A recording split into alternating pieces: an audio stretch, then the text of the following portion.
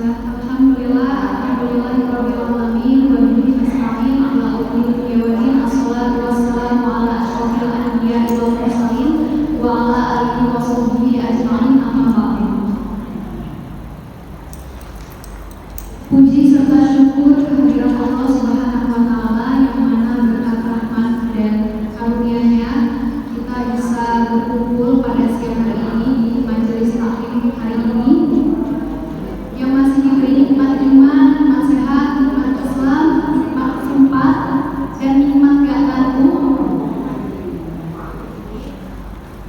Alhamdulillah kita bisa berkumpul pada siang hari ini yang mungkin harusnya kalau jam segini modelnya rebahan atau model tidur atau rebahan di depan TV sambil kipas-kipas. Tapi Masya Allah semangatnya ibu-ibu malah duduk manis di majelis taklim ini buat ngisi hati, buat ngisi imannya, karena yang dicas itu bukan HP doang tapi iman juga dicas.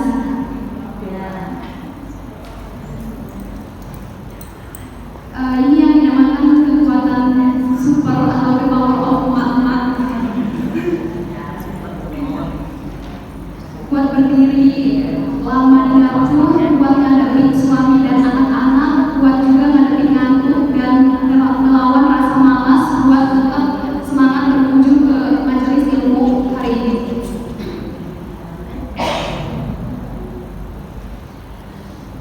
Salawat serta salam tak lupa kita curahkan dan kita haturkan kepada Nabi besar kita, yaitu Nabi Muhammad SAW beserta para sahabatnya dan keluarganya. Semoga kita semua mendapat syafaat beliau di yaumil akhir kelak. Amin ya rabbal alamin.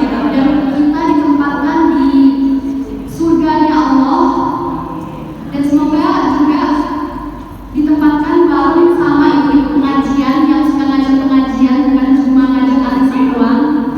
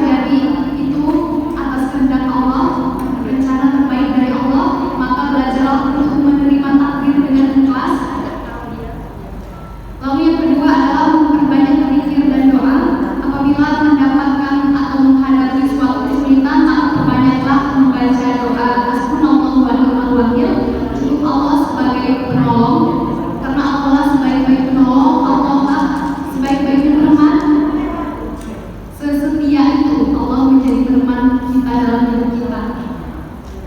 Lalu yang ketiga adalah melihat orang yang lebih menderita. Maksudnya itu adalah melihat ketika kita mendapatkan kesulitan, menghadapi ujian, cobaan, lihatlah orang yang lebih dari kita kondisinya, itu akan membuat diri kita menjadi lebih bersyukur dan termotivasi. Lalu yang keempat adalah menghindari keluhan yang berlebihan. Percayalah, mengeluh tidak akan mengubah keadaan, justru akan membuat hati semakin resah.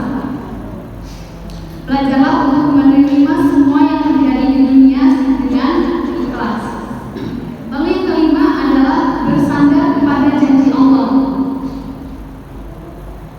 Yakinlah setiap kesulitan pasti ada kemudahan. Setiap musibah yang dihadapi, berdoa kepada Allah, meminta mohon ampunan kepada Allah, memohon pertolongan kepada Allah, maka Allah akan membantu dan menemani. Contoh-contoh sabar yang biasanya ada dalam kehidupan kita sehari-hari, mungkin misalnya belanja online, itu di mana aja, ternyata yang datang nggak sesuai harapan. Entah beli daster, nggak taunya kainnya tipis banget, atau ternyata jahitannya belum rapi, atau ada yang bolong-bolong sedikit gitu. Sabar ya, jangan langsung marah-marahin kurirnya, karena kurirnya kan tugasnya cuma buat nganterin paket aja ya. Terus misalnya sabar ngadepin anak yang susah mandi, terus susah makan atau susah belajar gitu.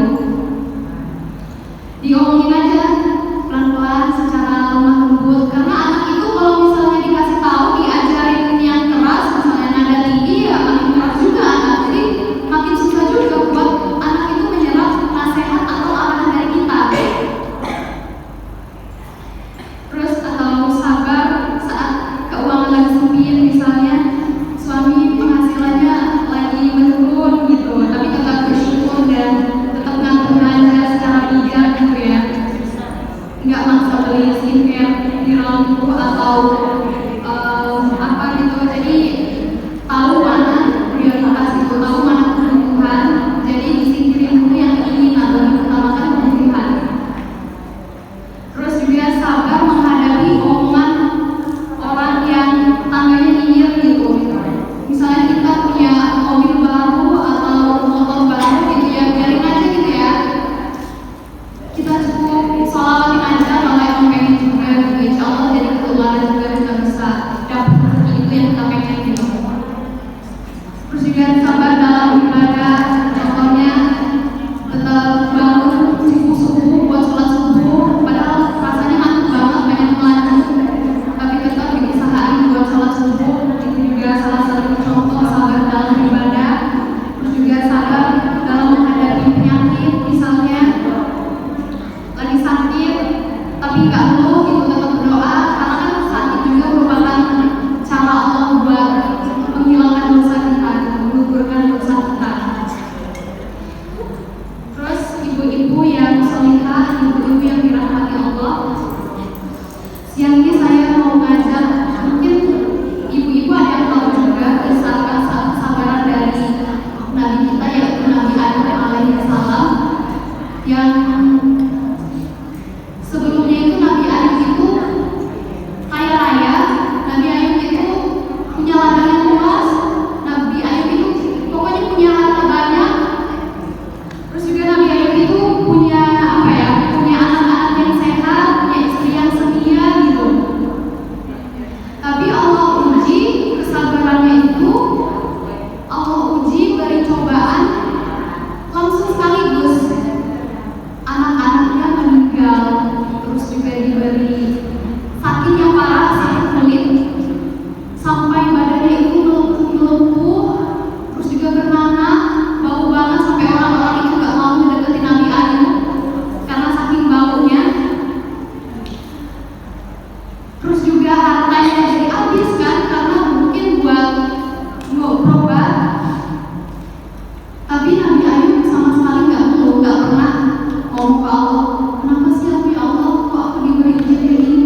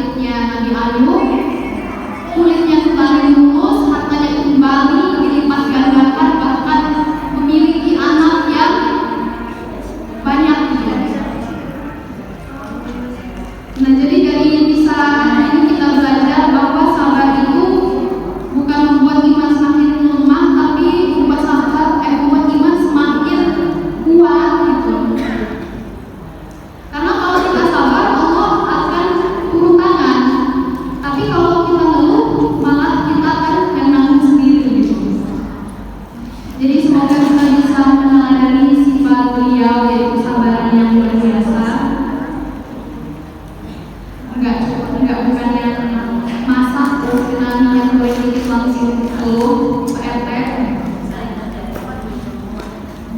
Terus baik-baik ibu-ibu yang solihah yang dirahmati Allah. Udah kerasa ya ceramahnya udah mau selesai. Padahal saya baru angkat di sini, baru duduk di sini udah mulai angkat. Tapi saya lihat ini mulai angkat dari tadi, tapi nggak tahu angkat yang paham atau angkat tuh. Saya harap setelah kita pulang dari majelis ilmu ini, kita bukan cuma bawa tas yang lengkap atau bawa sendal yang lengkap, tapi membawa ilmu yang kita dapati hari ini yang bisa kita terapin, kita amali dalam kehidupan sehari-hari, insya Allah. Karena hidup itu ibarat kayak sambal gitu ya, makin pedas makin terasa nikmatnya, tapi yang terasa apa pedasnya. Jadi kalau saya ada perkataan atau perilaku saya yang kurang berkenan di hati ibu, saya mohon maaf. Terus juga ada kata-kata yang salah, saya mohon maaf. Atau kurang lancar, mohon maaf ya Bu. Apalagi ya namanya juga manusia ya, tempatnya hilang, tempatnya salah. Apalagi kalau misalnya niatnya mau nabrak tapi ada bakso lewat dikit langsung goyang iman. Oke, mari kita tutup dengan membaca doa kafaratul majelis. Bismillahirrahmanirrahim. Subhanakallahumma wa bihamdika asyhadu an la ilaha illa anta astaghfiruka wa atubu ilaik. Sekian dari saya, terima kasih.